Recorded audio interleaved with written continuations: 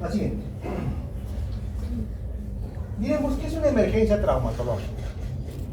Una emergencia traumatológica, como ustedes pueden ver acá, es cualquier desorden que va a comprometer el sistema musculoesquelético, o sea, el resultado de un trauma que pueda comprometer la vida o la viabilidad de un miembro de cualquier de los organismos.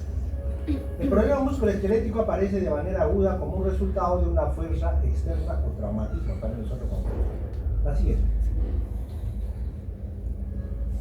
Diremos, ¿qué lesiones van a comprometer la vida? Un sangrado profuso, extenso, una hipovolemia, una disfunción respiratoria, una sepsis. Y lesiones que van a comprometer un miembro, como ustedes ven acá, puede ser una isquemia aguda, es decir, falta de irrigación a un miembro, daño muscular directo por un traumatismo, por infección, que puede comprometer a un miembro o inclusive afectar la vida. El daño articular permanente, si bien es cierto, no traduce una pérdida del miembro, pero sí puede producir una pérdida significativa de su función. En cuanto a las fracturas inestables de pelvis, el sangrado interno producido puede comprometer la vida. Sí, los pacientes mueren por una hipovolemia porque el sangrado se va yendo al espacio retroperitoneal. Y las fracturas de huesos largos o múltiples de huesos largos pueden tener el mismo mecanismo que una fractura inestable de pelvis, además que pueden producir disfunción respiratoria, es decir, pueden producir una embolia grasa. En cuanto a las fracturas expuestas, pueden comprometer los miembros, siendo la puerta de entrada el foco para una infección, siendo localizada, o puede producirse inclusive una sepsis. Las luxaciones se consideran emergencias, inclusive más que una fractura. Y el síndrome compartimental, que es una emergencia por excelencia en nuestra especialidad. La siguiente. Hablaremos sobre fracturas inestables de pelvis. Diremos que las fracturas inestables de pelvis son el resultado de un trauma de alta energía, como caída de altura o accidente de tránsito. Puede ser por traumas múltiples, en la cual va a haber un compromiso de toda la integridad del anillo pélvico. El sangrado directo, como ya les decía, puede ser extenso, abundante. Cuando hay una fractura de pelvis, el sangrado se va hacia el espacio retroperitoneal, como ya les había dicho. ¿Y va por qué? Porque va a comprometer los vasos ilíacos. El paciente puede estar sangrando, hasta 6 litros. Uno puede estar transfundiendo, pero el paciente sigue perdiendo sangre. ¿Por qué? Porque todo se va yendo al espacio retroperitoneal. En esta radiografía que ustedes ven, acá vemos una fractura inestable de pelvis, y en este esquema podemos manifestar también una fractura inestable de la parte sacroiliaca y de toda la parte isquio-iliopúbica. La siguiente. ¿Qué manifestaciones podemos ver cuando hay una fractura inestable de pelvis? Como ustedes pueden ver en este paciente que está en trauma shock. Clínicamente puede haber una posición anómala, hay una disrupción y una asimetría de miembros, puede haber una equimosis extensa, sobre todo en la región perineal. Neurológicamente puede haber pérdida del control de esfínteres o el déficit sensitivo. Va a haber una hematuria que se va a traducir como compromiso de vías urinarias, de vejiga o sobre todo en el uréter. La siguiente.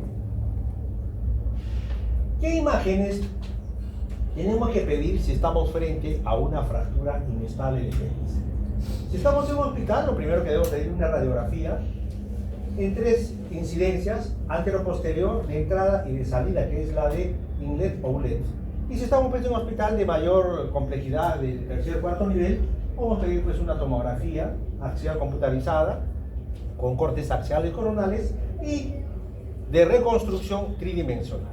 Nos va a ayudar, lógicamente, a ver cómo es esa fractura. Como ustedes ven acá, viene una fractura inestable de pelvis, con fractura a nivel de huesos ilíacos, con disrupción de la sífilis pubiana y con fractura del acetábulo y de la parte ilio-isquiopúbica. La siguiente. ¿Cómo debe ser el manejo agudo? ¿Qué debemos hacer si estamos frente a una fractura inestable de pelvis? Entonces, el trauma shock, ¿qué es lo que debemos hacer? Detener el sangrado, ¿no? Aparte que lógicamente van a estar pasándole su vía, van a estar pasándole sangre. Nosotros lo que tenemos que hacer es estabilizar con un anillo pélvico o poner lo que llamamos una hamaca. Pero la hamaca tiene que ponerse siempre a nivel de los trocánteres mayores, no a nivel de las crestas ilíacas, a nivel de los trocánteres, hasta completar que se le haga todos sus riesgos para entrar a hacer un control de daño. Un control de daño que tiene que hacerse una fijación externa, como vemos acá, una fijación externa que es puede ser una estabilización provisional para detener el sangrado. Nosotros cuando le hacemos pues un control de daño haciendo una fijación externa, lógicamente que vamos a detener el sangrado. Y aparte que también, ejemplo, nuestros colegas como de cirugía general pueden entrar a hacer una laparotomía exploratoria para ver si hay o no lesiones de órganos macizos o de órganos huecos. Acá nosotros podemos ver un paciente con una fractura inestable de pelvis en la cual se entra a hacer un control de daño con una fijación externa, ¿no? Y en esta, lógicamente, ya posteriormente se debe hacer una cirugía electiva definitiva, en este caso colocando una placa y tornillos a nivel de lo que es la parte acetabular con la sínfisis pubiana y lógicamente unos tornillos transpeliculares que van a nivel de la articulación sacro-ilíaca. Acá vemos un esquema cómo se puede hacer una fijación externa, se hace a nivel de las crestas y del ilíaca anterosuperior y a nivel de la región superior encima del acetábulo. ¿Para qué? Para tratar de detener esa disfunción que puede haber. Y eso nos va a detener el sangrado. La siguiente. En cuanto se refiere también a fracturas múltiples de huesos largos, que puede ser generalmente de fémur, puede ser uni o bilateral, o de tibia y peroné, o inclusive húmeros. Se dice que un hueso, ustedes saben que el hueso es el tejido donde se realiza la hematopoiesis, no solo tiene pues una importancia estructural, sino tiene una circulación muy rica, por lo tanto, cuando hay una fractura hay un sangrado profuso. El sangrado ejemplo que se dice que en el fémur puede sangrar hasta 1,5 litros, en el húmero inclusive hasta 1 litro. La embolia grasa, como ustedes ya saben, ya lo he indicado anteriormente, se puede producir de manera aguda en casos donde la fractura de los huesos largos produce una extravasación de glóbulos de grasa y se va a ir hacia la circulación y puede producir que una embolia grasa. La siguiente. En cuanto a las fracturas expuestas, como ustedes ya saben, depende de los conceptos que ya lo han leído, las fracturas expuestas son todas aquellas fracturas donde el foco de fractura está en comunicación con el exterior. Una fractura expuesta pues va a aumentar el potencial de complicaciones, como que infección, retardo de consolidación, no unión, rigidez y hasta una neuropatía. Acá en esta figura que ven ustedes, esta fotografía, un paciente que llega a la emergencia con una fractura expuesta a nivel de la parte del tobillo. La siguiente. En cuanto a las fracturas expuestas, hay diferentes clasificaciones, pero la clasificación que ustedes van a encontrar más en la literatura es la clasificación de Bustillo, ¿no? Esta clasificación la describieron en el año 1979, en la cual son de 3 tipos, de primer, segundo y tercer grado. De primer grado, según el concepto, dice la herida es menor de 1 centímetro, la lesión de los tejidos blandos es escasa y no hay signos de aplastamiento, como podemos ver acá, ¿no? Una herida, comunicación con el exterior, menos de 1 centímetro. La de segundo grado, como vemos acá en esta fotografía, la herida tiene una longitud mayor de 1 centímetro y no tiene colgajos o abulsiones ni gran afección de tejido blando, hay un mínimo o moderado aplastamiento. La siguiente. En la de tercer grado, según la clasificación de Bustillo, se caracterizan pues por una lesión extensa de los tejidos blandos que van a afectar al músculo, piel y estructuras neurovasculares. Suele existir un alto grado de contaminación. Estas del tercer grado pueden ser tercer grado A, B y C. La de tercer grado A poseen una cobertura adecuada de tejido blando al que está adyacente al hueso fracturado. La de tercer grado B se caracteriza por una afectación extensa o pérdida de tejido blando. Y la de tercer grado en esta, pues, lo más característico es que se van a asociar a lesión neurovascular. Se dice que una fractura de tercer grado C, la frecuencia de amputación de estas lesiones oscila entre un 25 a un 90%. Y son las dos causas más frecuentes de amputación. La siguiente.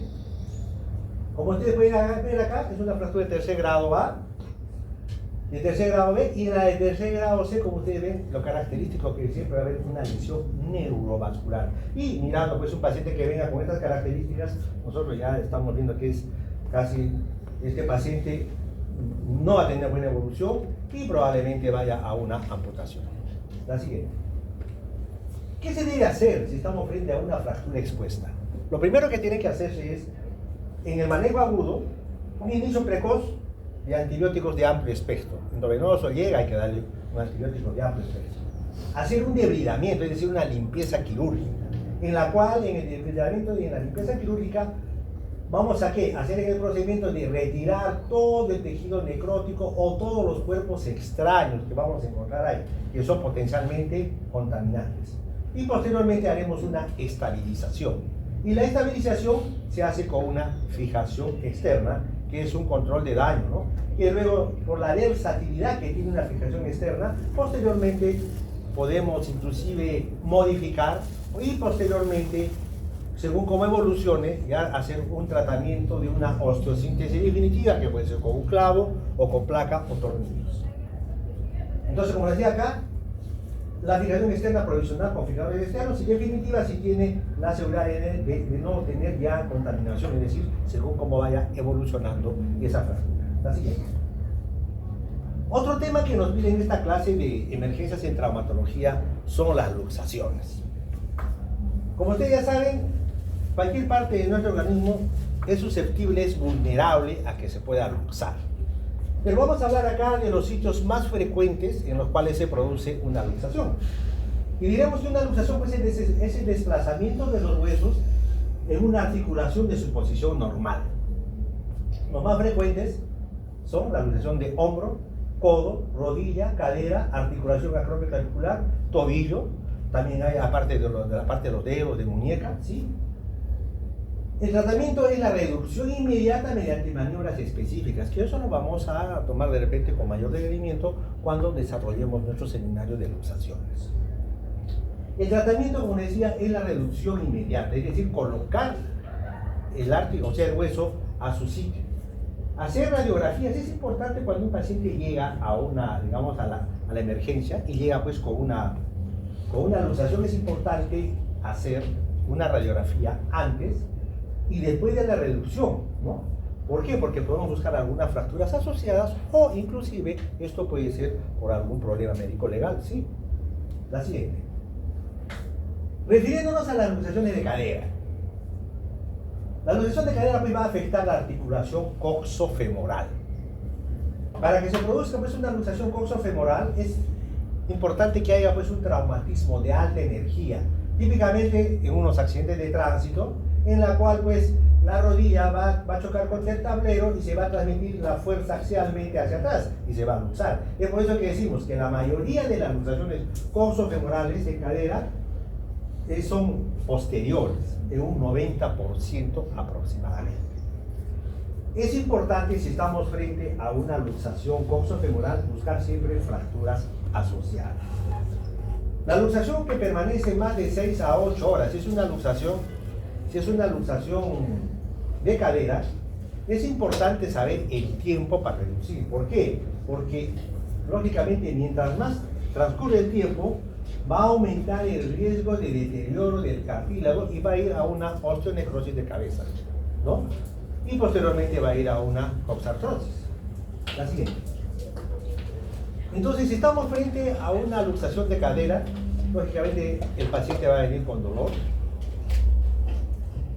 Llega a un centro, ejemplo, justo a la emergencia, tópica de la emergencia. Y es importante si nosotros ya corroboramos con un estudio radiológico y vemos que hay una luxación coxofemoral, siempre es importante decirle pues al familiar todo que hay que reducirlo. Y este tipo de luxaciones es importante a veces, no lo hacemos en el mismo tópico, como lo hacemos a veces en el codo, en la glena humeral o en la de tobillo, ¿no? Generalmente, estas luxaciones de cadera, es decir, las coxofemorales, deben hacerse siempre en un tópico de trauma shock, en un tópico, dime. Aparte del tiempo, otra contraindicación para reducir una luxación. En la coxofemoral. Ya, buen ejemplo, pues, por decirte que siempre vamos a ir a trauma shock y el médico emergenciólogo nos va a decir, o le tenemos que preguntar más o menos a qué hora fue su última ingesta, ¿no? ¿Por qué? Porque en realidad le van a poner un ejemplo, a veces le ponen un fentanilo, y si no reduce pues la fractura, porque a veces no es fácil, Acá, como ustedes van a ver, ejemplo de la maniobra que ustedes van a leer en literatura, la más que se usa es acá ustedes ven, es la maniobra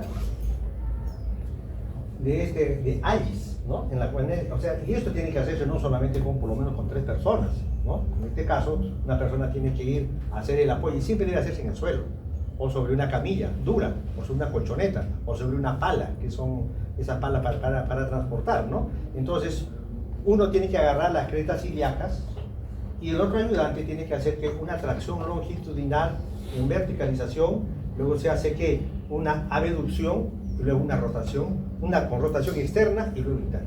Y ustedes van a sentir el chasquido de la reducción, ¿no? Entonces, es importante siempre, ejemplo, esto no lo hacemos en el tópico, siempre lo vamos a hacer, ¿dónde? Lo vamos a hacer en el tópico de trauma shock, y si no reduce el tópico de trauma shock, tenemos que pedir sala de operaciones. Entonces, si el paciente va a entrar, le van a poner su anestesia general, puede ser endovenosa, puede ser, te digo, inclusive hasta lo van a intubar, y para poder reducir. Entonces, ¿por qué? Porque generalmente, si nosotros vamos a ver que aparte de la luxación, tiene una lesión, pásame la siguiente, tiene una lesión, como decía, hay que buscar lesiones concomitantes, como en este caso, ¿no? Como en este caso, ven, es una luxación coxofemoral, pero en la cual ya vemos que hay una fractura de la ceja posterior, y puede ser de diferente tamaño, ¿no? Y si es de mayor tamaño de la ceja posterior, a veces nosotros reducimos, lo dejamos y se vuelve a luxar. Entonces, ¿qué hacer en ese caso? Uno, primeramente tenemos que hacer lo que ustedes ya han hecho, creo, en el primer seminario, hacer una inmovilización de partes blandas, o después tenemos que hacer una tracción esquelética, que puede ser transtibial o supracondilia. ¿Hasta qué? Hasta que nosotros ya veamos y le hagamos un tratamiento definitivo con osteosíntesis, con una placa posterior, qué sé yo, ¿no?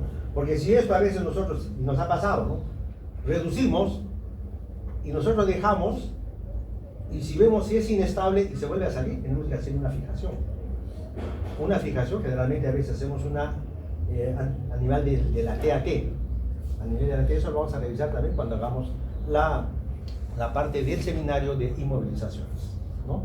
Entonces es importante, pero en ese momento, si no, tenemos que hacer una tracción de partes blandas. Una tracción de partes blandas, y si no tenemos que construirle o hacerle con esparadrapo, con vendas, y ponerle pues un peso por lo menos del 4 al 5% del peso corporal que tiene el paciente. ¿Para qué? Para que no se vaya otra vez, sea recidivando, que no se salga otra vez, que no se vuelva a luxar, porque si no, lo mismo que nada, la cabeza va a estar afuera y el deterioro, pasando las horas, lógicamente va a aumentar el riesgo de que esta cabeza va a ir a una osteonecrosis.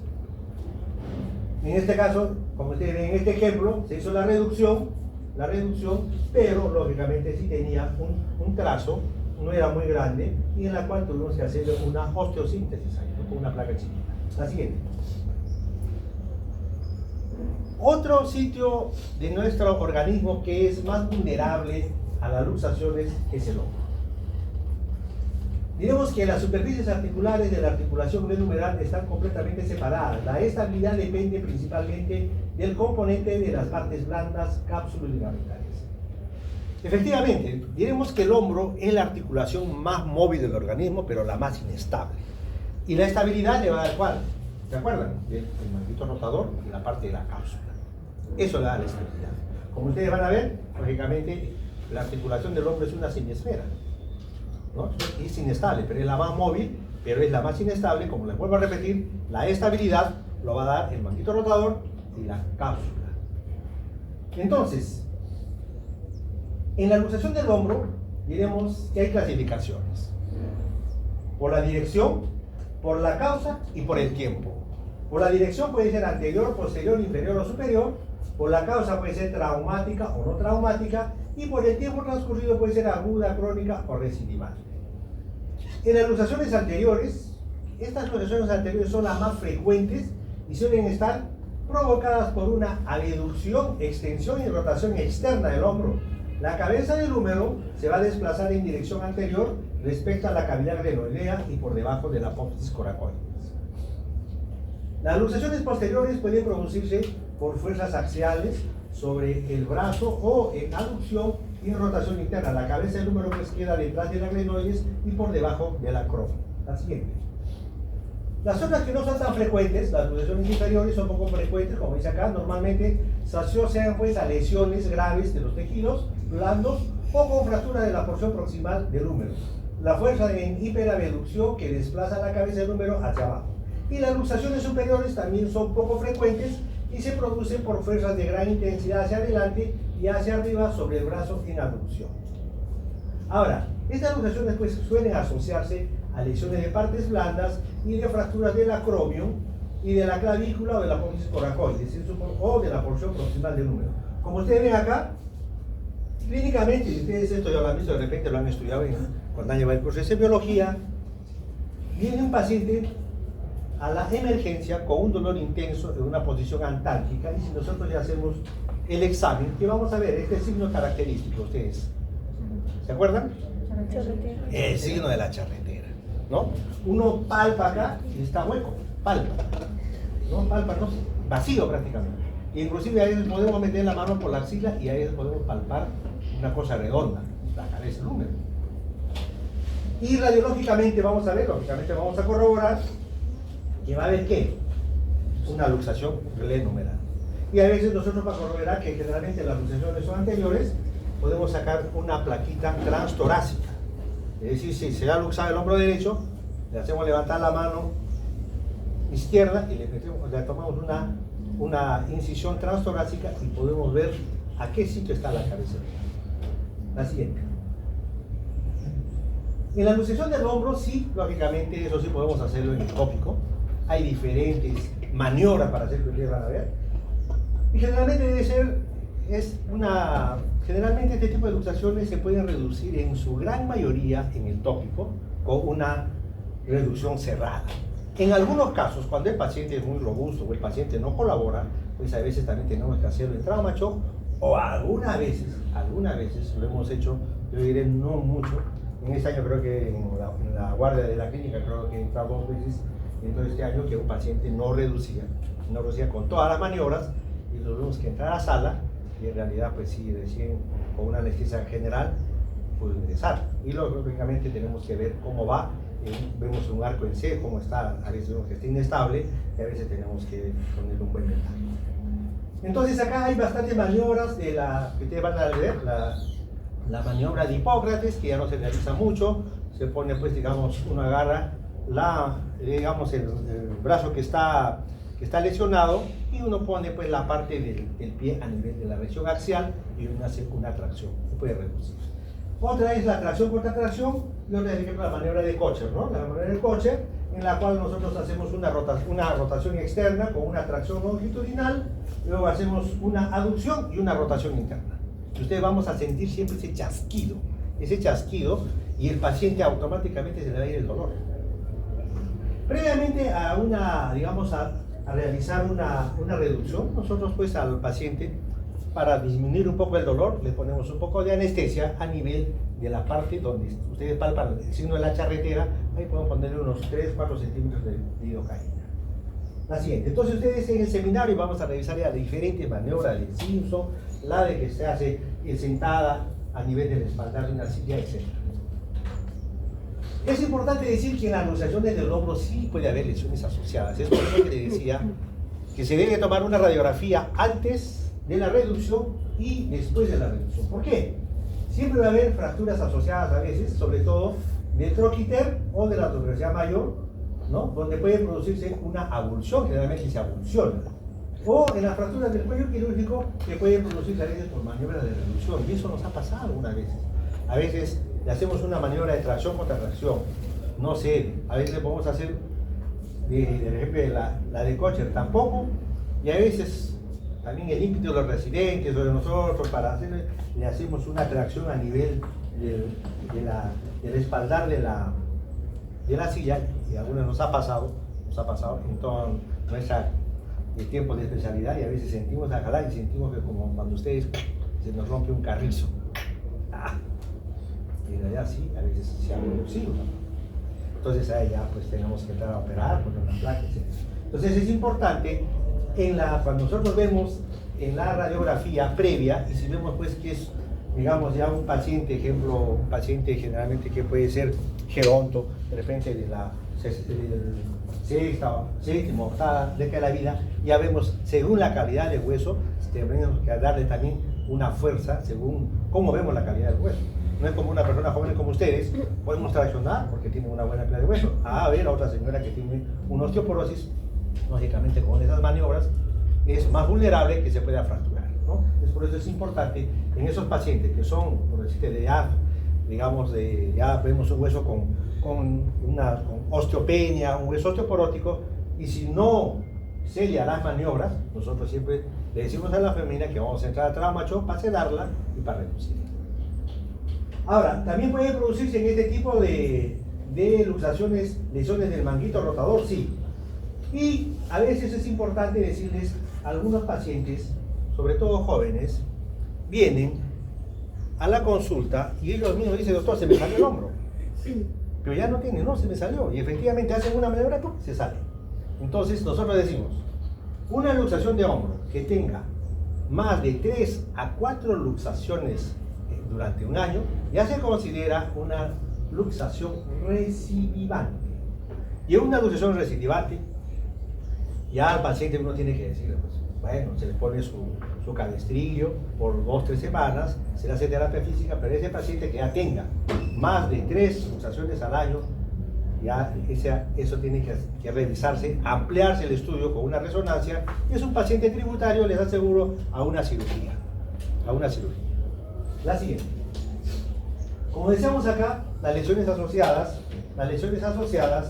a una luxación glenumeral, como tienen acá, una fractura de cuello quirúrgico, acá con una abulsión del troquiter o del trocánter mayor del troquiter o trocánter mayor del húmero.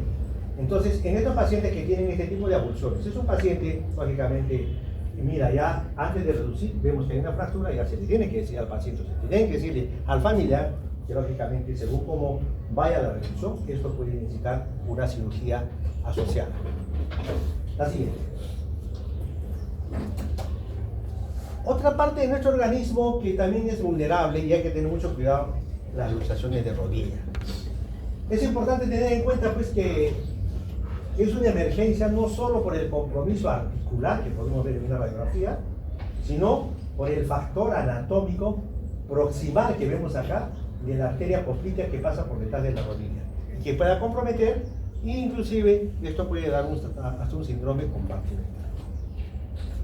Se dice que la lesión del nervio peroneo en esta luxación de la rodilla puede ser de 20 a 40%. Una luxación de rodilla se va a asociar siempre a lesión ligamentaria, del cruzado anterior en un 31%, del cruzado posterior en 25%, del lateral externo en 13%, el lateral mediano interno en 3%.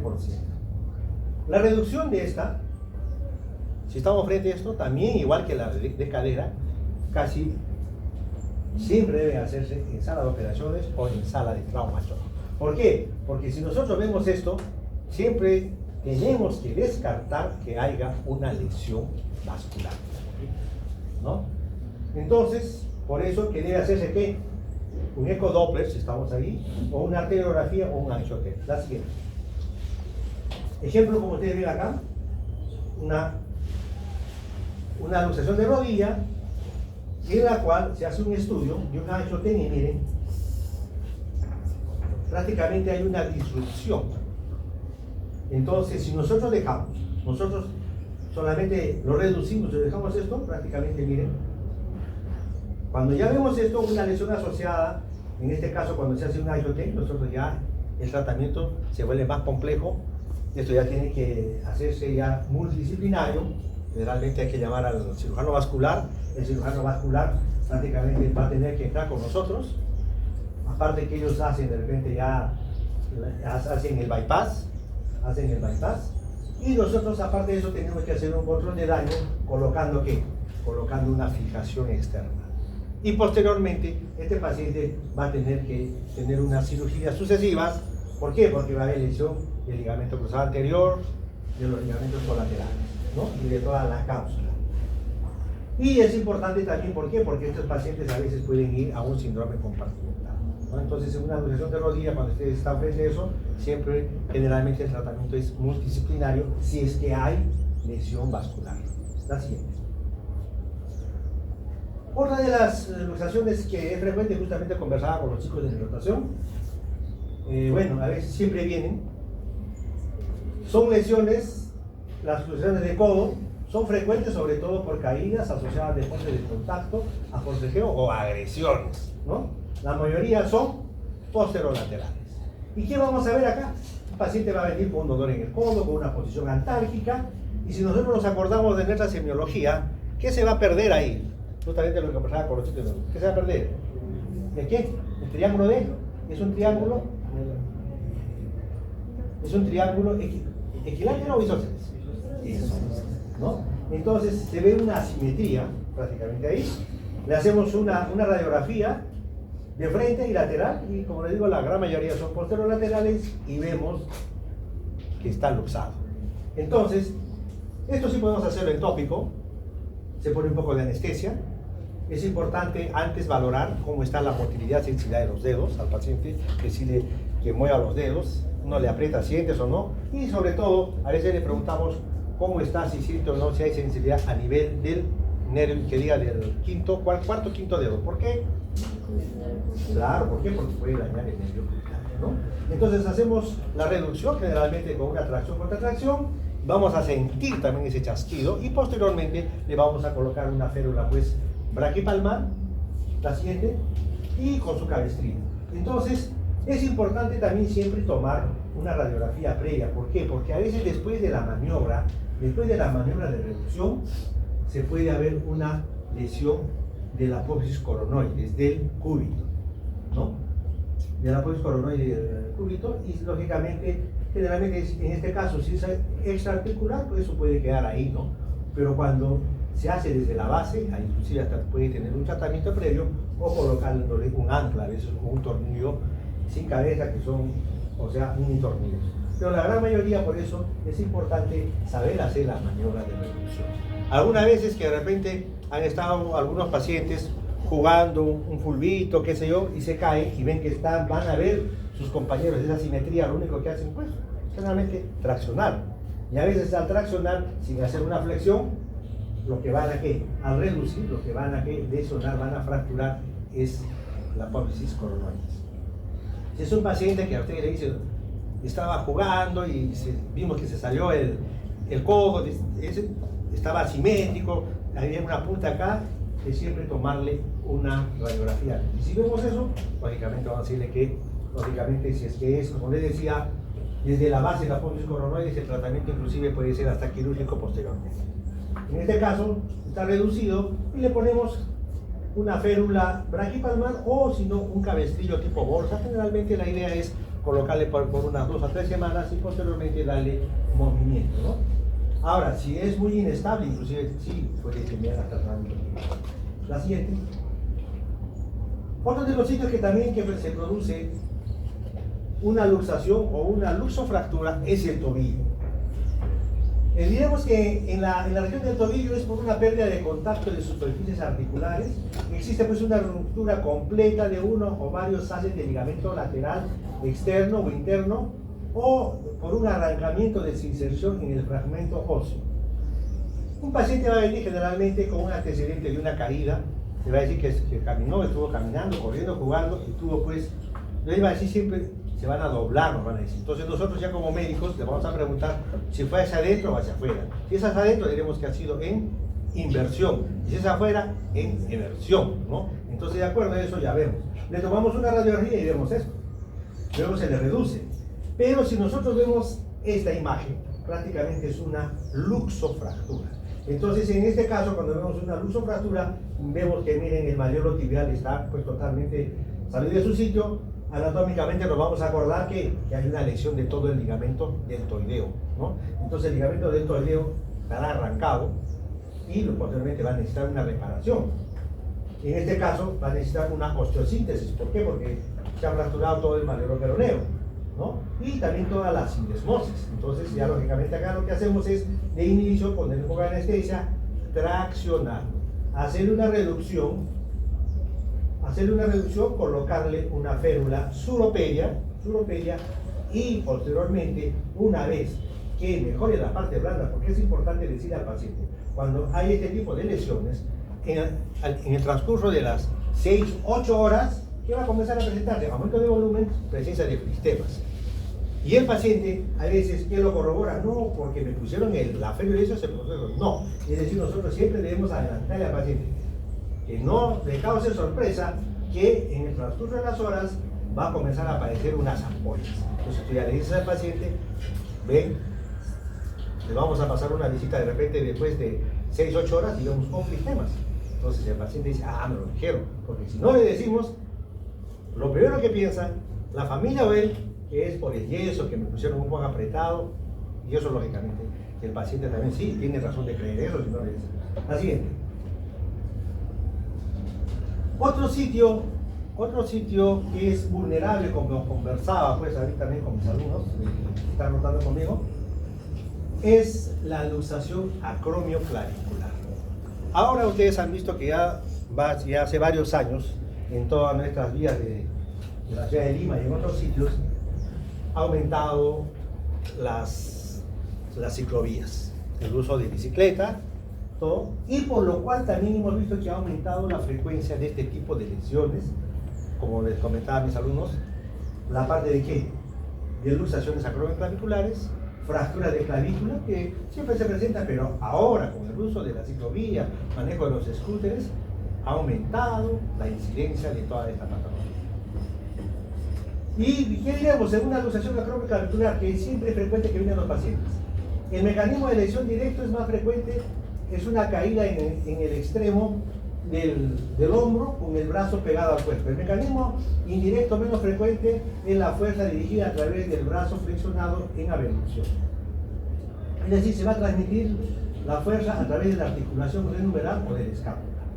Ustedes van a encontrar en la literatura, pero la clasificación más que se usa más es la clasificación de Roth, que clasifica en 6 tipos. La siguiente. Acá vamos a ver. Esto es una articulación acromioclavicular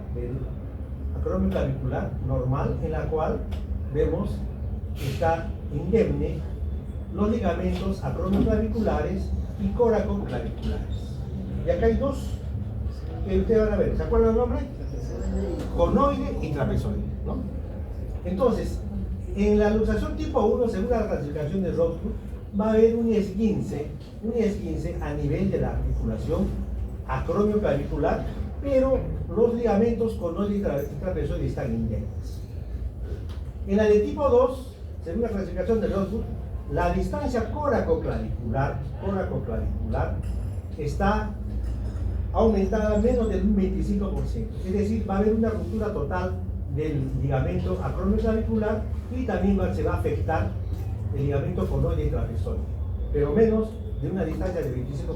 El tipo 3, donde hay también una ruptura total del ligamento acromioclavicular y tanto del conoide y trapezoide, pero la distancia coracoclavicular está aumentada en un 25 a un 100%. En el tipo 4, la clavícula pues se va a luxar posteriormente a través del trapecio. Y la del tipo 5, la distancia coracoclavicular, es decir, hay una lesión, pues hay una ruptura total, ligamento conoide, trapezoide y ligamento coracoclavicular, va a estar aumentada en más del 100%. Y la del tipo 6, la distancia más bien coracoclavicular está disminuida. ¿Por qué? Porque la clavícula se va a luxar al espacio subacromial o subcoracoideo. Ahora, la siguiente. En cuanto al tratamiento, en una luxación acromioclavicular de tipo 1 y tipo 2 es eminentemente conservador. ¿Qué se debe colocar? Un cabestrillo por unas 2 a 3 semanas y posteriormente hacer una terapia física de rehabilitación. La tipo 3, ahí es donde hay controversia en cuanto al tratamiento. Efectivamente, algunos estudios indican que en una luxación acromioclavicular de tercer grado, con un tratamiento conservador, va a tener la misma funcionalidad que otra que de tercer grado y ha sido con tratamiento quirúrgico. Pero es importante a veces decirle al paciente que si nosotros tenemos un tratamiento conservador en una luxación de tercer grado, va a haber esta asimetría. Va a haber esa asimetría, ese salidito que va a tener, va a estar más elevado la parte distal de la clavícula en relación a la acromio, ¿no?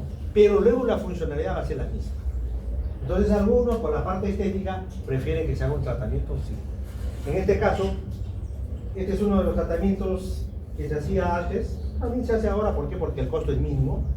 Es prácticamente colocar un tornillo de esponjosa, puede ser, o un tornillo maleolar de 4.5 y colocándole una aguja Kirchner a nivel de la parte que va por fuera de la piel, a nivel del acromio a la parte distal de la clavícula.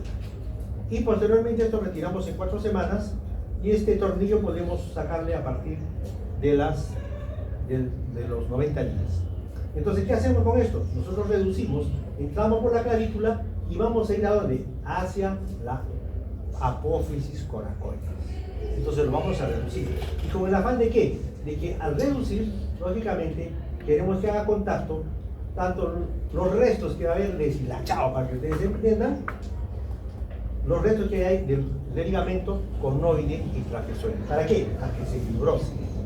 Entonces nosotros a veces cuando abrimos podemos dar un punto en U como una lazada, ejemplo vamos a hacerlo pues con un Vicryl. ¿Para qué? Para tratar de juntar lógicamente esos restos que quedan del ligamento cornoide y trapezoide para que luego se fibrose. Y posteriormente tenemos que inmovilizar al paciente por lo menos mínimo 4 semanas. ¿Por qué? Porque si le dejamos sin movilizar, el paciente hace movimiento y algunas veces esto migra, sale. Entonces otra vez se va a luxar. Entonces por eso nosotros siempre tenemos que aumentar colocando 1 o 2 agujas de Kirchner. La siguiente. Como en este caso se ha hecho un tratamiento con agujas de Kirchner un poquito más traumático en este caso. ¿Por qué? Porque se ha hecho un obenque, una lazada en 8 con un alambre delgado. Entonces con esto, ¿para qué? Para que no se levante. Ahora hay diferentes técnicas, por ejemplo hasta con anclas. Uno pasa por acá, hace las incisiones a nivel de la clavícula y anclamos prácticamente con una estaca 2 anclas y esas tienen acá con un hilo de alta resistencia, que generalmente es poliéster, lo amarramos acá y prácticamente eso hace que se junte para que se fibrose tanto el ligamento cornoide y el trapezoide. Y lógicamente esas anclas van a quedar de por vida y no va a pasar. En este caso, sí, lo que tiene que hacerse es retirarse esto. La siguiente. Otro de los temas que nos pide esta clase en emergencias y traumatología son las infecciones musculoesqueléticas, en la cual ustedes ya seguramente han visto algunas de estas patologías en su curso de fisiopatología, semiología, etc. Es la artritis séptica, la fasciitis necrotizante y la gangrena gaseosa. La siguiente. Empezaremos por la artritis séptica. Como ustedes ya saben, que es una infección bacteriana de la cápsula sinovial y del espacio articular que produce una reacción inflamatoria intensa con migración de leucocitos y polimorfos nucleares, y estas cuales van a liberar enzimas proteolíticas que van a producir un daño agudo en el cartílago, ¿no? Las vías más por las cuales se puede producir esta infección son una siembra directa, puede ser iatrogénica, por procedimientos de infiltraciones, un trauma, por continuidad de una fractura expuesta, etc. En la cual nosotros, ¿qué vamos a encontrar cuando veamos a un paciente y estemos examinando semiológicamente? Vamos a encontrar aumento de volumen, vamos a encontrar que hay dolor, hay calor en comparación con el otro miembro no afectado. Y si nosotros sacamos, por decirles, hacemos una artrocentesis y lo mandamos a hacer un examen de un gram, podemos encontrar, ¿no? En este caso, que se acuerdan de su microbiología, ¿no? ¿Qué cosa es con una tinción eosinema-toxemina, ¿no? Entonces, ya encontramos que puede haber pocos, ¿no? Entonces, ¿qué se hace? Generalmente, pues ya nosotros semiológicamente vamos a hacer un examen semiológico y vamos a encontrar aumento de volumen, dolor, limitación funcional, podemos encontrar que un signo que cuando bajamos la rótula y sube, ¿qué se llama? El signo de témpano. Entonces vamos a ver que sí hay líquido. La siguiente. Entonces, de acuerdo a la microbiología, los gérmenes más comunes son los Staphylococcus aureus coagulasa positivo, gonococcus, gram negativos, Streptococcus, etc. En esta fotografía ya estamos haciendo, ejemplo, yéndonos ya al tratamiento, estamos haciendo acá una limpieza vía artroscópica, ¿no? Pues primeramente a veces podemos hacer que para hacer el examen podemos hacer una artrocentesis, como les decía, y posteriormente ya si corroboramos, miren, hacemos una limpieza artroscópica, ¿no? Con las cánulas y vemos cómo está saliendo prácticamente secreción hematopurulenta. La siguiente. Otra técnica es la artrotomía. Lógicamente en esta imagen es una artrotomía chiquita, ¿no? Pero a veces ya cuando la lesión es extensa, o a veces uno hace le digo pues como hace un drenaje por irrigación artroscópica o una artrotomía abierta y posteriormente recidiva, a veces nosotros tenemos que hacer que prácticamente una artrotomía amplia. Ustedes han visto, de repente van a estar rotando ahora, en alguna de sus sedes, hacemos una incisión como para prótesis de rodilla. Una incisión medial, abrimos, levantamos prácticamente toda la rótula, exponemos el hueso y prácticamente lavamos, cepillamos. Como cuando lavamos ropa, cepillamos con yodopovidona, lavamos con bastante. Tenemos que sacar todo ese cartílago que está lesionado, ¿no? Porque es la única manera, porque si no, ahí se queda, como ustedes han visto, como la nata de la leche, ahí está pegado en toda la rodilla. Y es poco nada que a veces con una irrigación artroscópica, o sea, haciendo una irrigación artroscópica o una artrotomía pequeña, que saquemos todo eso. Entonces, como les decía, en esos casos, a veces tenemos que hacer una incisión como para prótesis, levantar todo, limpiar, lavar prácticamente, cepillar todo, y luego de eso ponemos un drenaje para que salga como si fuese una artroplastia de rodilla. Y posteriormente pues a eso sí hay que darle un tratamiento de amplio espectro, y luego de eso ya nosotros haciendo una artrotomía podemos ver cómo está ese cartílago. Y ya si vemos que está dañado, ya al paciente es importante decirle que eso va a ir a una artrosis posteriormente, ¿no? Y luego de eso, si hacemos la inmovilización, es importante en la rodilla o en las articulaciones grandes, hacer, digamos, por corto tiempo, ¿no? Y darle una movilidad precoz. ¿Por qué? Para evitar la rigidez articular. La siguiente. Otra patología que no es muy frecuente, pero sí es importante saberlo diagnosticar, porque si no, esto sí nos puede llevar a un óbito, ¿sí? La fasciitis necrotizante. Diremos que la fasciitis necrotizante es una infección de partes blandas que afecta principalmente a la fascia que envuelve al músculo. La infección puede ser causada ¿por qué? Por una flora mixta, principalmente por Streptococcus, anaerobios.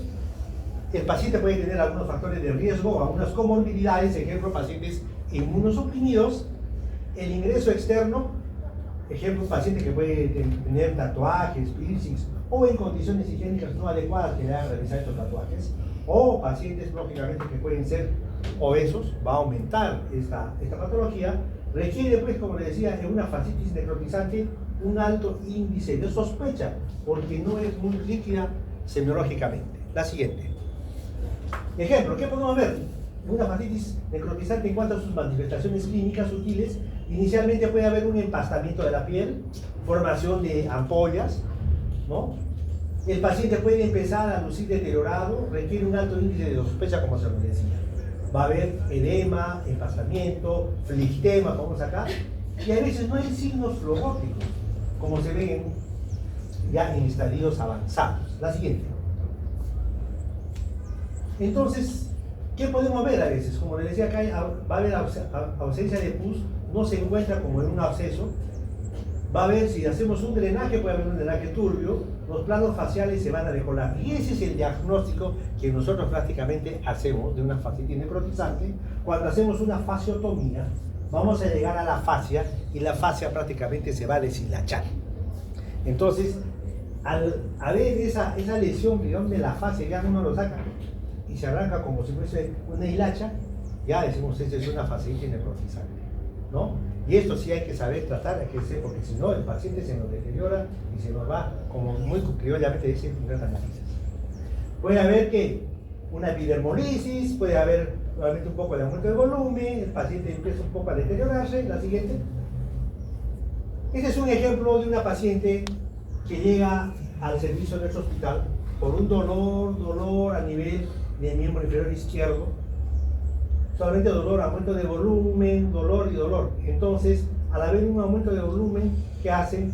Lógicamente, que piensan también que puede ser un compartimental, entran a hacer una fasciotomía. Pásame la siguiente. Le hacen una fasciotomía amplia de la parte del muslo, de la parte lateral, interna y externa. Posteriormente nosotros entramos a las 24 horas a la guardia. Vamos a ver al paciente porque nos interconsulta que el paciente seguía prácticamente ya entrando a una sepsis. Entramos y vemos toda la fasciotomía que le hicieron amplia. Vemos con estas características, fecaloides. Fecaloides, así mismo, fecaloides. Entonces entramos a lavar, pero al entrar prácticamente muslo, pierna estaba lleno de secreción fecal. Al paciente tuvimos que hacerle ¿qué? Una desarticulación. Y al momento de llegar a la desarticulación, vimos que seguía como drenando de ahí. El problema, ¿cuál era? El paciente tenía una fístula sigmoidea. Entonces, de ahí comenzó a drenar. Entonces, luego de esto entraron ya los doctores de cirugía general, hicieron una laparotomía exploratoria y le pusieron que una colostomía. Al hacerle la colostomía, recién esto, porque después de esto, cuando nosotros desarticulamos, seguía la secreción fecal. Y cuando le hicieron la colostomía, ya esto comenzó a mejorar. Una paciente que está viva, ¿no? Porque si no, la paciente ya debe estar en otro sitio, pero la paciente está desarticulada, ¿no? Ahora, la razón de la fístula, pues bueno, ya los colegas de cirugía general dijeron que de repente tenía pues y no había mucha sintomatología, como digo, solamente que vino con un dolor a nivel de, o sea, ya había drenado tanto. La siguiente. Otra cosa que también una fascitis necrotizante, ¿cuál es el manejo? Como decía, hay que hacer una antibiótico terapia endovenosa de amplio espectro, hacer la fasciotomía que le decía, y en la cual vemos donde haciendo una fasciotomía, eso va a ser prácticamente para hacer nuestro diagnóstico, vemos que la fascia se deshilacha, ¿no? Y después de eso, ¿qué se hace? En este caso, miren, ¿cómo evoluciona un paciente con un poco de dolor acá? Comienza a hacer un poco de aumento de volumen, a hacer una epidermolisis, ya comienza a ver como una lesión necrótica, mira, y posteriormente cómo va invadiendo y va lesionando toda la parte, va exponiendo. Es otra paciente de acá que vino con estos tatuajes, sí, muy bonitos estaban, pero lógicamente comenzó a hacer acá un proceso inflamatorio, entramos, retiramos todo el tejido, como ustedes ven, prácticamente nada de piel, celular subcutáneo y parte muscular.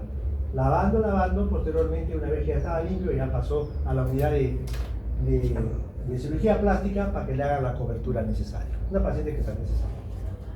La siguiente. Otra patología que también es una emergencia en traumatología es que la gangrena gaseosa. Esta es producida claramente por anaerobios, como ustedes saben, el Toxino pertinis, en la cual la piel va a aparecer marmórea, violácea, con aumento de volumen, va a haber crepitación del tejido celular subcutáneo, y el tratamiento es pues una debridación, ¿no? Una debridación inmediata, como en este caso, miren, la región plantar, prácticamente una secreción hematopurulenta. La siguiente. Posteriormente, que esto puede ir inclusive hasta una amputación. ¿Sí? Tenemos que sacar todo ese tejido, hacer debridaciones, limpiezas quirúrgicas, y posteriormente, pues, si es que no afecta la parte ósea, porque a veces ya puede haber hasta sacamos una radiografía, vemos hueso que está comprometido, lógicamente con formación de secuestros, y a nosotros también podemos decirle que ese paciente puede hacer una amputación. Otro de los temas que, como les decía, que es una emergencia por excelencia en nuestra especialidad, es el síndrome compartimental. ¿Y qué es el síndrome compartimental? El síndrome compartimental es la elevación de la presión intrafacial.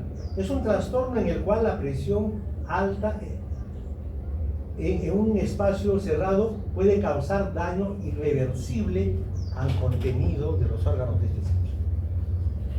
La fisiopatología del síndrome compartimental, diremos que el aumento de presión va a comprometer la perfusión capilar de los tejidos, pudiendo causar anoxia celular e isquemia muscular, liberándose mioglobina de las células musculares lesionadas. Durante la reperfusión, la mioglobina pasa a la circulación conjuntamente con metabolitos inflamatorios y tóxicos. La mioglobinuria, la acidosis metabólica y la hiperpotasemia puede producir insuficiencia renal, arritmias y llegar a producir una parada cardiovascular. Diremos que el flujo arterial al compartimento afectado disminuye a tal punto que ocurre necrosis de los tejidos musculares y nerviosos en dicho espacio. La siguiente. Las causas de un síndrome compartimental son varias, pero la más frecuente diremos un trauma directo. Ejemplo, fracturas. Puede ser fracturas cerradas o puede ser fracturas abiertas, en la cual va a haber isquemia. Diremos que va a haber edema posisquémico por lesiones arteriales y la restauración del flujo sanguíneo tras las lesiones. Puede ser producida también por quemaduras, por picaduras de animales, etc. Es importante decir que las manifestaciones clínicas de un síndrome compartimental, eso sí debemos tenerlo en cuenta y eso es importante saber. ¿Por qué? Porque, ejemplo, van a encontrar en la literatura algunas, que le digo, no es como en un termómetro le ponemos y vamos a medir, está encima de 37.5, 38, decimos que está con fiebre. No es muy fácil a veces hacer o tener todos esos aditamentos en un hospital, pero nuestra clínica es la que, eso sí nos va a dar el diagnóstico. Como les comentaba a los alumnos, importante saber diagnosticar, ejemplo, un abdomen agudo. También es importante que ustedes tienen que saber diagnosticar un síndrome compartimental, solamente con la semiología. ¿Qué va a haber? Un dolor intenso, va a haber una consistencia pétrea al nivel del miembro afectado, va a haber parestesias, palidez, y los pulsos periféricos van a estar disminuidos. Y es importante uno palpa y prácticamente pues se dice una consistencia pétrea, dura, parece un mármol, durísima, ¿no? Y en la cual el paciente dice, no siento como adormecido, está pálido y los pulsos van a estar disminuidos. Y si nosotros vemos que ese paciente vino con un trauma de caída, fractura, es importante pensar que estemos frente a un síndrome compartimental. Y por lo cual, como les decía creo a los alumnos de los otros grupos también, que si vemos eso, y ustedes probablemente en su práctica médica, cuando ustedes estén haciendo sobre todo el serum, en el serum generalmente, como les decía, de un 50-60% van a ver ustedes lesiones osteomusculares, y en la cual en algunas oportunidades es importante descartar un síndrome compartimental, ¿no? Por todas las causas que van a haber, ejemplo, en los sitios que van a ver, siempre va a haber alguien que se dedica a ser carpintero, mecánico, según todos los oficios, y siempre va a haber peleas, caídas, son vulnerables, accidentes de tránsito, y en las cuales pueden venir y ustedes tienen que ver prácticamente. Y si ustedes están en un sitio donde el sitio donde van a tenerlo que referir inmediatamente queda, por decirle, 3-4 horas, ya ustedes también probablemente dicen que si no tienen los medios cómo trasladarlo, inclusive como les decía a los chicos creo de la rotación, que es importante saber hacer inclusive una fasciotomía, que eso le va a salvar la vida. Posteriormente la herida, si se infecta, tenemos tiempo para salvar la infección, pero el compartimental no nos va a dar mucho tiempo. Entonces, va a haber algunos tipos de ayudas diagnósticas. La oximetría del pulso no es muy sensible, idealmente la medición de la presión interarticular. Ustedes van a encontrar en la literatura, dice, una presión de 0 a 8 milímetros de mercurio es normal, de 25 a 30 milímetros de mercurio disminuye el flujo vascular, mayor de 30 milímetros, y esto siempre lo preguntan hasta en los exámenes de residencia, si estamos a mayor de 30 milímetros, va a haber un síndrome compartimental. Pero en ese momento a veces es bien difícil a veces acordarnos de que cómo hacerlo con una simetría, no, sino solamente con nuestra semiología. Saber las manifestaciones clínicas, ustedes con eso les diré, en más de un 80 al 90% van a hacer el diagnóstico, igual que un abdomen agudo. La siguiente. ¿Cuál es el tratamiento si estamos frente a un síndrome compartimental? El tratamiento de elección es ¿qué? La fasciotomía. Abrir prácticamente. A veces se puede hacer unas fasciotomías extensas, tanto al lado externo como al lado interno. Pero si ustedes están de repente en un sitio, eso a veces yo siempre lo conversaba con los chicos cuando hacemos el seminario del síndrome compartimental, ahí a veces les presentábamos unos ejemplos, que si ustedes están en un sitio, que ejemplo que van a tener que mandar a un paciente a un sitio donde, ejemplo, a ver, vamos a poner que a ustedes les van a corresponder hacer su serum en Sañayca. Sañayca está cerca de Chalhuanca. Chalhuanca a Sañayca son casi 3 horas, ¿no? Y si en ese momento ya llegó un paciente que está en la posta con ustedes 3 horas más, caramba, son 6 horas. Uy, esto va a estar avanzando. Y si llega y no está el médico ahí, lo van a dejar y puede hacer un compartimental. Entonces, en esos casos, ¿qué hacer? Hacer una fasciotomía mínimamente invasiva.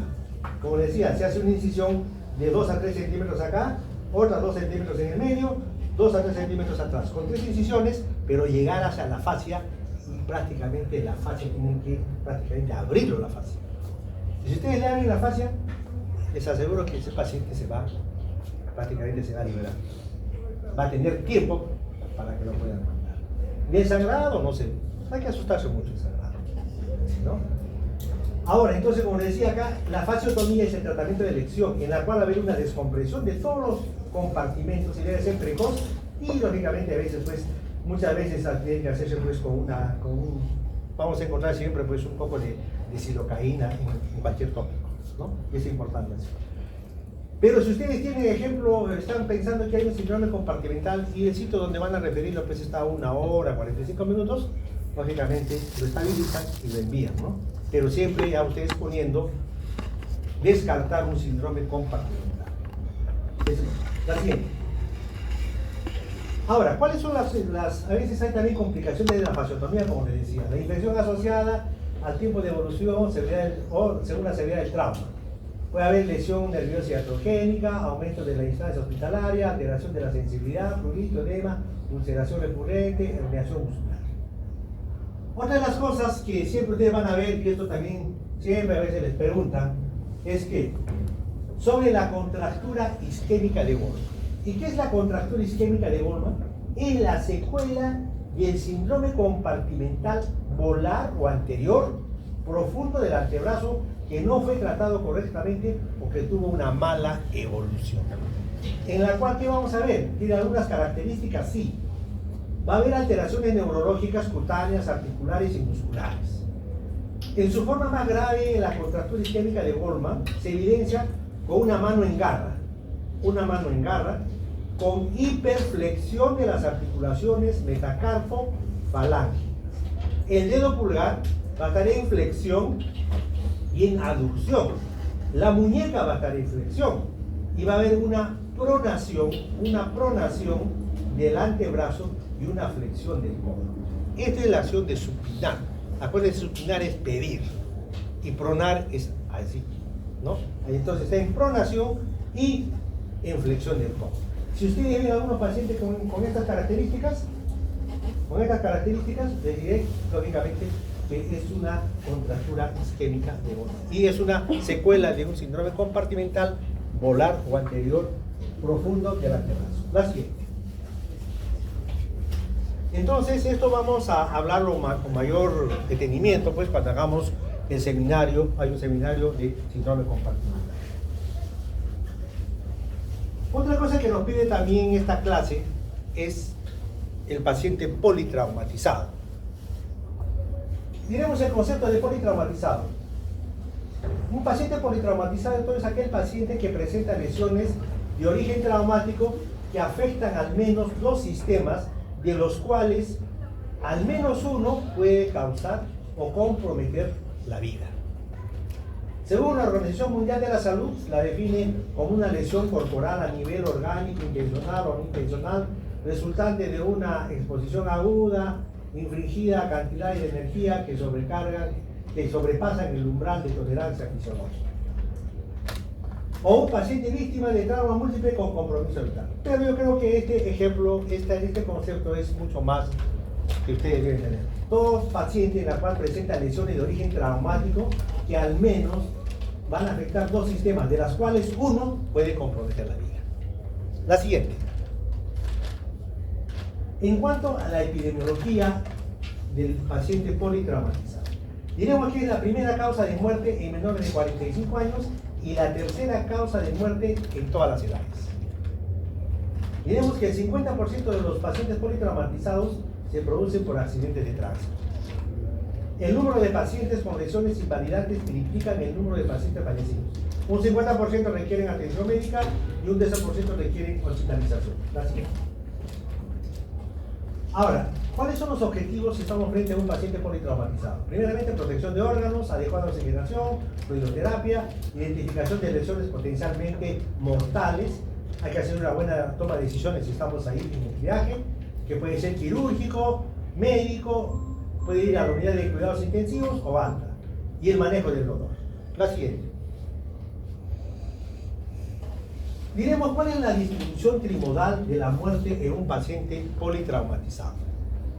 Clásicamente se considera que la muerte de un paciente politraumatizado acontece en 3 periodos claramente definidos. La siguiente. El primer periodo. La muerte se va a producir en los primeros segundos a minutos después del traumatismo. Va a representar el 40% de los casos. Puede ser, ¿por qué? Por rotura de grandes vasos, lesiones de aorta, de corazón, lesión cerebral irreversible o traumatismos vértebro-medular cérvica, como ustedes ven acá. Prácticamente cada paciente fue irreversible, ¿no? Es una fotografía antigua, ¿no? Por el tipo de vehículo que todavía clásico. La siguiente.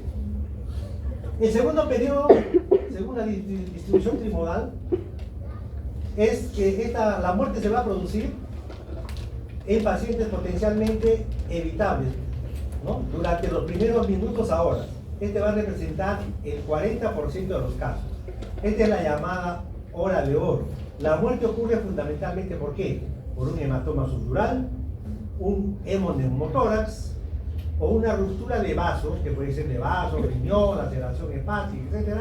O por una fractura de pelvis u otras lesiones múltiples asociadas con pérdida significativa de sangre. La siguiente. Y el periodo 3, la muerte se va a producir semanas después. Y puede ser ¿por qué? Por una falla multiorgánica, por complicaciones postoperatorias, por sepsis, y va a representar el 10%. La siguiente. ¿Qué debemos hacer si estamos frente a un paciente politraumatizado? En cuanto a la evaluación, ¿no? Hay que hacer una preparación, triaje, revisión primaria, reanimación, exámenes auxiliares para la revisión primaria, revisión secundaria, exámenes auxiliares para la revisión secundaria, reevaluación y monitoreo continuo después de la reanimación. La siguiente. Ahora diremos que hay protocolos que debemos usar en medicina de urgencias y en traumatología. Ustedes han escuchado hablar del ATLS. El ATLS es, digamos, un programa de entrenamiento. ¿Para qué? Para la atención del paciente politraumatizado. En muchos lugares, al médico general, si quiere trabajar en un sitio, sobre todo en ambulancias, ejemplo tipo SAMU, o en ambulancias pues tipo de los bomberos, o de emergencias, lógicamente siempre van a pedir que tengan este curso, ¿no? Y quienes generalmente en los hospitales ya pues de tercer, cuarto nivel realizan el ATLS son los médicos emergenciólogos. Y nosotros hacemos el control de daño, tanto cirujanos y traumatólogos, ¿no? Pero algunas veces, en algunas clínicas donde trabajan también, donde trabajamos, a veces sí nos hacen alguna preparación, y es importante saberlo, el ATLS. Como les repito, es un curso de entrenamiento para la atención del paciente politraumatizado. Entonces, esto también lo vamos a revisar en el seminario, los conceptos del ATLS. Ustedes ya saben, se acuerdan del ABC, el ABC. A, vía aérea permeable con protección de columna cervical. B, respiración, ventilación. C, circulación y control de hemorragia. D, diéresis, estado neurológico. Y exposición mecánica. Ahora, en los estudios iniciales, ejemplo de un paciente politraumatizado, ¿qué es lo que se debe pedir? Mínimo 3 radiografías. Radiografía de tórax, radiografía de pelvis y radiografía de columna cérvica. Entonces, para nosotros, en nuestra especialidad, importante una radiografía de pelvis, como en este caso, miren una fractura inestable de pelvis, y también, pues, siempre van a pedir una radiografía de columna, tanto cervical, dorsal, lumbosacra, que también a veces le hacen una interconsulta, en el caso de un hospital de tercer o cuarto nivel, al neurocirujano. La siguiente. El control de daño, como les decía, lo va a hacer cirugía general y traumatología.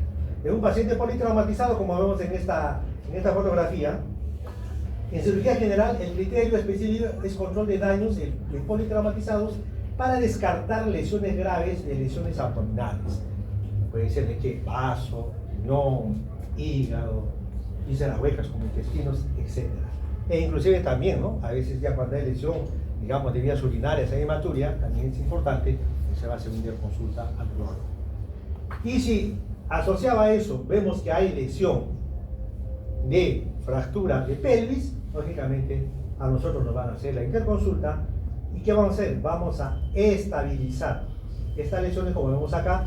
El paciente ha entrado a hacer una laparotomía exploratoria y posteriormente nosotros le hemos puesto una fijación externa, y a veces y siempre nosotros le decimos a nuestros colegas de cirugía general, le decimos al colega, si es que van a hacer una laparotomía y van a encontrar una lesión de órgano hueco, en este caso intestino, siempre les pedimos que en su colostomía la hagan un poquito más arriba que la de costumbre.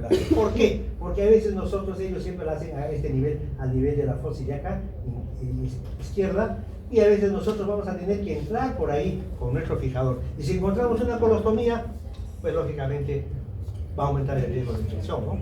O la bolsa que a veces levantan, no le cambian, etc. Entonces siempre les decimos a ellos que nos hagan un poquito, si hacen una colostomía, que la hagan un poquito más arriba para que no nos interfiera si es que nosotros vamos a poner una fijación externa como control de daño. La siguiente. Es importante conocer la existencia, pues, de la respuesta inflamatoria musculoesquelética, en la cual va a existir una respuesta local inflamatoria como defensa orgánica normal. Si esta respuesta local no se controla, se produce una reacción sistémica inflamatoria dañina, pudiendo desencadenar una falla orgánica múltiple, ejemplo, un síndrome de embolia grasa, o un shock séptico, o en real puede aumentar la morbimortalidad. Es importante, ¿por qué les digo eso? Ejemplo, si nosotros vemos un paciente que tiene una fractura inestable de pelvis, asociada a una fractura de fémur, asociada a una fractura de cúbito radio, o de húmero, o de tibia peroné, nosotros siempre debemos hacer un control de daño. Y posteriormente, después de que baje esta respuesta inflamatoria, recién le hacemos un tratamiento definitivo. Algunas veces, un paciente que puede venir con una fractura de huesos largos, que puede ser fémur, tibia y peroné, que le han puesto de inmediato un clavo, no estaba mal indicado, pero posteriormente el paciente comienza a hacer problemas respiratorios. Han puesto el clavo, de repente han tenido que fresar, ha liberado, pues, como les decía de inicio, grasa, y lógicamente pueden hacer una embolia grasa. Es por eso que nosotros siempre esperamos por lo menos una semana, de 5 a 7 días, para luego recién hacer un tratamiento definitivo. Mientras tanto, hacemos un tratamiento de control de daño con una fijación externa. La siguiente.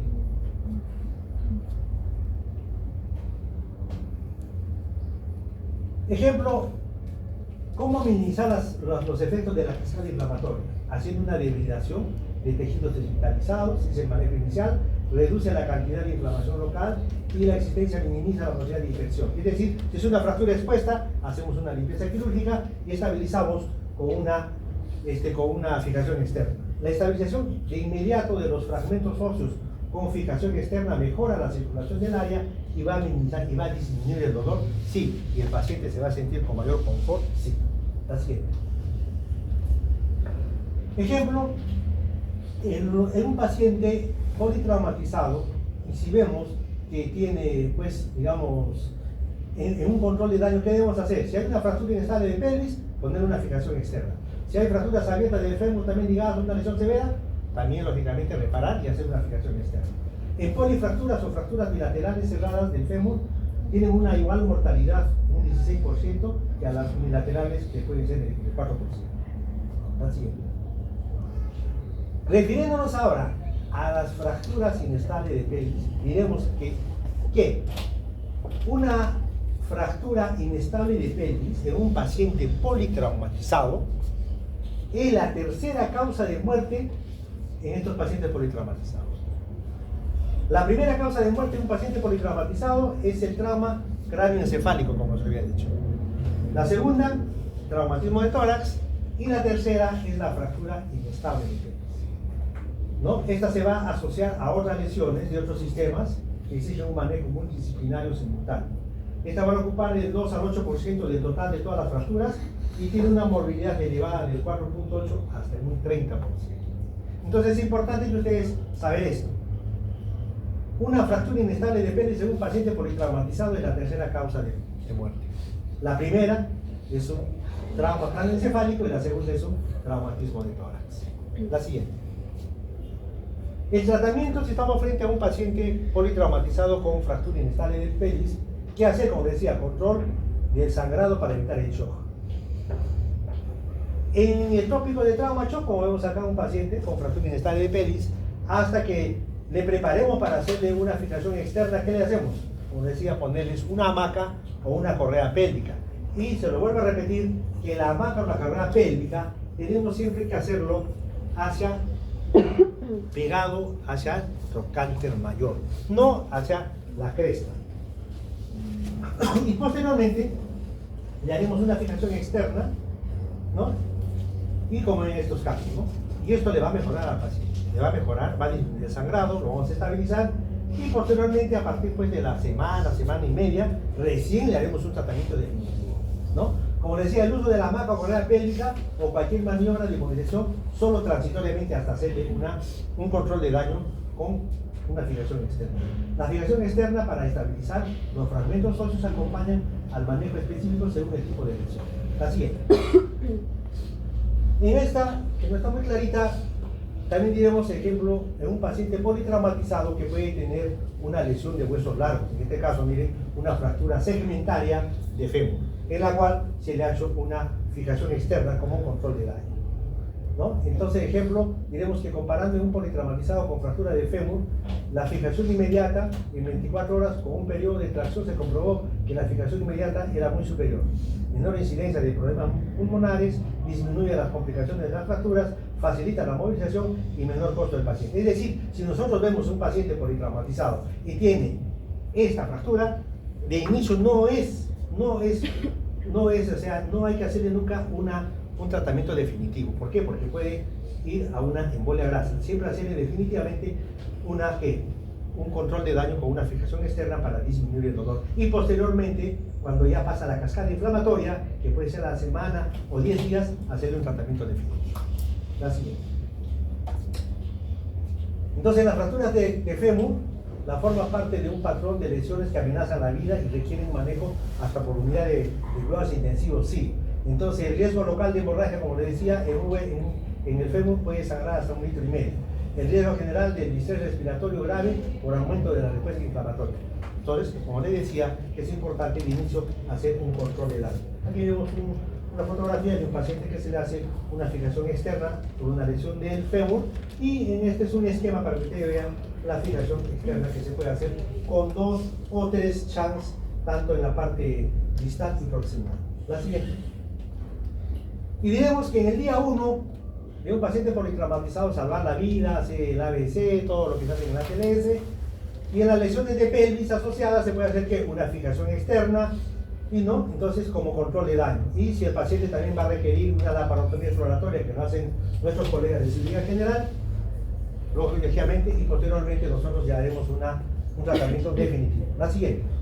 En el segundo día, siempre nosotros hacemos una fijación externa como control de daño en pelvis, damos una segunda mirada, apretamos los fijadores externos o vemos cómo están nuestros fijadores externos, vigilar el estado de los tejidos, pedimos unos estudios de laboratorio de control para ver cómo está su hemoglobina, cómo están todos sus otros parámetros, y posteriormente, recién la siguiente, a partir del día 5 al día 10, le decimos el periodo de ventana, que es el momento inmunológico oportuno ¿Para qué? Para intentar cambiar la fijación externa del control de daño, en este caso, pues se recibe por un clavo cefalomedular o intramedular bloqueado, o por el uso de algún tipo de otro tipo de osteocinte que puede ser placa, tornillos, etc.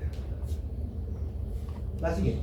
En resumen, entonces, en un paciente politraumatizado es importante que la aplicación del ATLS, estabilización temprana de la fractura o una fijación externa como control de daño, una profilaxis de lesiones orgánicas, una alimentación parenteral temprana y evitar las iatrogenias adicionales. La siguiente. La estabilización inmediata de las lesiones musculoesqueléticas en un paciente politraumatizado va a optimizar el pronóstico. ¿Por qué? Va a disminuir la hemorragia, va a minimizar la reacción inflamatoria sistémica, evitando así la posibilidad de una falla multiorgánica múltiple. La siguiente. Como ustedes verán, es un tema largo, con varios temas, un poquito sí tedioso, pero es importante saber ustedes, hemos hablado de las causas de repente lo más importante. Lo demás, como les vuelvo a repetir, estos temas los vamos a tener que otra vez revisar, de repente con más detenimiento, en nuestros seminarios. ¿Alguna pregunta? Bueno, yo sé que la hora también es un poquito, ¿no? Deben estar cansados, después de ir a todos a sus centros donde están rotando, ¿no? Entonces, es un tema, como les digo, sí es un poquito largo, pero vamos a estar viéndolo en algunas otras clases, inclusive, por ejemplo, cuando hagan pues fracturas de lo que es de miembro superior, van a repetirles también ejemplo de la luxación clavicular, van a hablar también sobre luxaciones, fracturas de un proximal, etcétera, etcétera, ¿no? Y también, cuando hagan ustedes también la parte de lo que es, ejemplo, fracturas de columna, también de repente le van a hablar un poquito de lo que es fractura de pelvis, ¿no? Entonces el concepto acá era sobre todo de la parte de como emergencia traumatológica. Bien, si no hay ninguna pregunta, damos por concluida la clase. Gracias por la atención.